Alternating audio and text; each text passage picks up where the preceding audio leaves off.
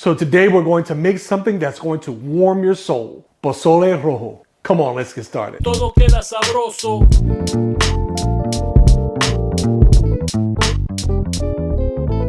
So pozole is a soup that is eaten all around Mexico, and one of the key ingredients is hominy. Hominy is just corn kernels that have been dried. This particular variety in the can has been cooked, and so it's ready to just heat and serve. And traditionally it's made with pork. That's what we're doing today. Here I have a pork shoulder that has been cut into strips, but it still has the bone.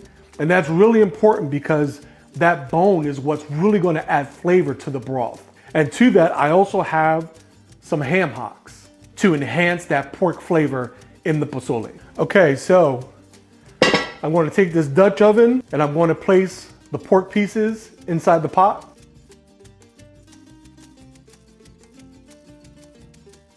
To that, I'm going to add 1 whole onion, half a garlic bulb, and 3 bay leaves. Then we're going to fill the pot with water until the water comes right above the pork. Then I'm just going to add a little bit of kosher salt, about 2 teaspoons. Then we're going to cook it on the stove for about an hour and a half until that pork is nice and tender. Then we'll proceed with the next step. Okay, so my pork has been cooking about 45 minutes. I want to remove a lot of the impurities that raised up to the surface. Okay, another main component of this dish is the chilies. We're going to be using one of my favorites, the Guajillo chili, but I'm also going to be adding some New Mexico chilies for some heat, as well as 1 habanero pepper. And all we're going to do is we're going to remove the seeds, and then after an hour of cooking, we're going to add these chilies to the pot so that they soften up in that broth. Okay, here I have my trusty Vitamix. We're going to use this blender to puree those chilies until they're nice and smooth. So we're just going to take those chilies that are nice and softened, place them in the blender cup. Don't forget about that habanero. We're also going to add a little bit of that stock from the pork. And now we're going to add some onion and about 4 garlic cloves. This is about a 1/4 onion.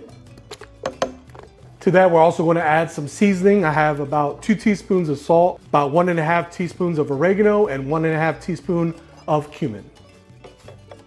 Okay, now I'm adding one more secret ingredient. And I know as soon as I mention it, there's going to be someone in the comments who says, that doesn't belong in pozole. Relax, relax, cool. It'll work out.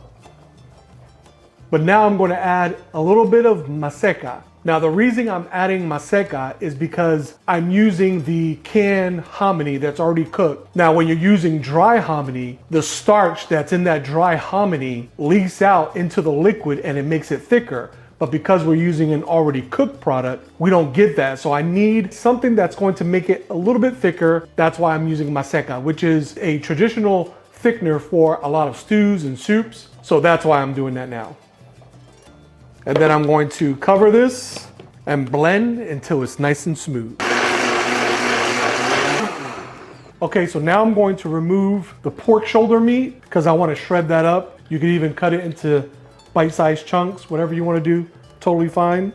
I'm going to leave the ham hocks in there because I still want that flavor, but I remove the onion and the garlic cloves and the bay leaves. Now to this pot, I'm going to add that vibrant chili puree. If you could smell this. Oh. It's also at this point that I'm going to add the hominy.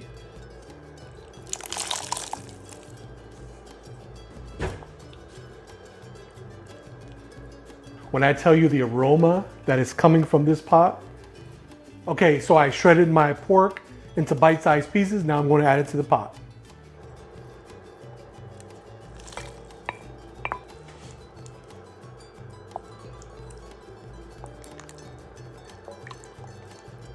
Now I'm going to simmer this for about another half hour until that meat is super tender and all those flavors have married together.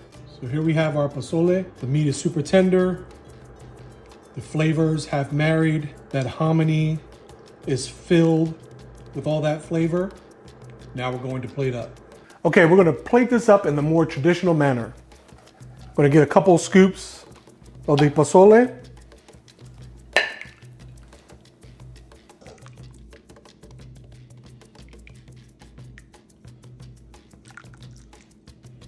The first thing we're gonna do is just hit it with a little lime juice and garnish it with some chopped onion, a little cabbage, some sliced radish, and some of that sliced habanero. And there we have Pozole Rojo.